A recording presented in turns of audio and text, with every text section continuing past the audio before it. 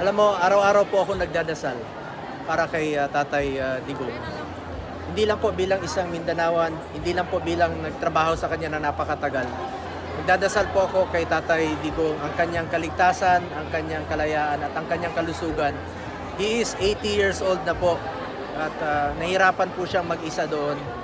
Si Tatay Digong naman nagserbisyo sa atin, nagsakripisyo para sa bayan. Hindi na siya dapat tumakbo noong 2016. Pero inaalay niya po ang kanyang buhay para sa Pilipino.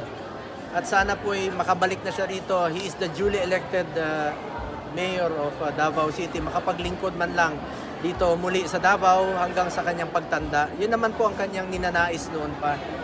I will continue to pray for Tatay Digong and my request po sa Filipino people, sa mga kababayan ko, Pilipino, ipagdasal po natin si Tatay Digong na sana ma-enlighten po ang lahat, no, na mapagbigyan po ang kanyang interim release sa November 28. Araw-araw, oras-oras, ipagdasal po natin si Tatay Digong. Ako mismo, sobra po akong nasasaktan.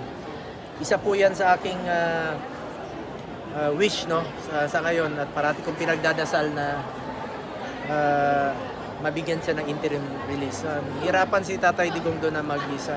Dito nga no, nahirapan siya lalo na ngayon na siya lang mag-isa doon. 80 years old na po si Tatay Digong. Kailangan na po niyang makauwi naman po dito. I am appealing to everyone to please continue